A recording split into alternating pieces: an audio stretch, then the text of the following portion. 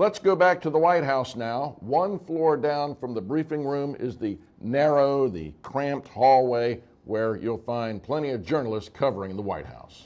Well, we went there to see our VOA correspondents at work in their natural environment. Let's take a look. It's just kind of amazing, having grown up in a small town, to be at the White House every day, to walk up that driveway and you see the White House there. And I think, I can't believe I'm working here. Now, I've been here for 4 years. It says, what am I doing here? And it's still a thrill. Or to be in the Oval Office as the president is meeting with a foreign leader or something. The jurisdiction of another country. It's just an amazing experience.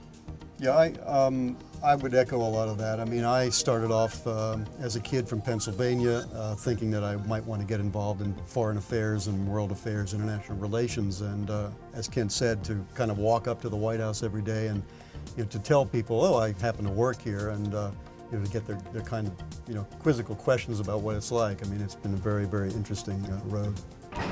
Let's talk about what it's like for you working as two people, very small space, and having to cover all of these different events, many of them going on simultaneously.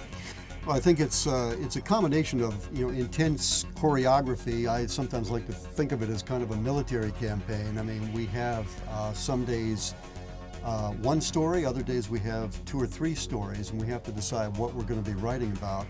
And in this close of a space, in about 6.5 feet in this booth, you have 2 human beings interacting and trying to cooperate and run all this equipment behind us. So, I mean, there are a lot of challenges in doing that. And, you have the flow of the news itself, you have the events and the locations here in the White House that we have to pay attention to simultaneously.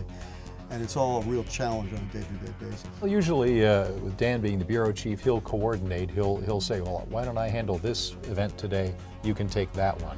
For example, today I'm going to the East Room to cover the President's announcement of Jack Lew as his new Treasury Secretary. Dan's covering the Vice President's meetings with various gun groups on gun control. Ask you all what your opinions are. And what about your space here? What's all this equipment that we're seeing behind you? Okay, well, it's like a cockpit of an airliner, actually, but it's a lot smaller. We have basically a radio-focused production console here, which was originally put in here for radio purposes, but we have connections to all of the White House feed sources, the audio sources, the East Room, the briefing room outside at the stakeout location where people come, let's say, after they've met with the president. And this enables us also to produce the stories. Let's see if we turn the mic up, and if Kent's doing a story there, you can see it coming over the computer screen. The role of social media, how important is that? Often there will be one person working on a particular story, and the other person will alert them to, hey, I see something on the Twitter feed, and then we'll follow that and confirm it and see how that works. If you see it on Twitter, it's a good tip.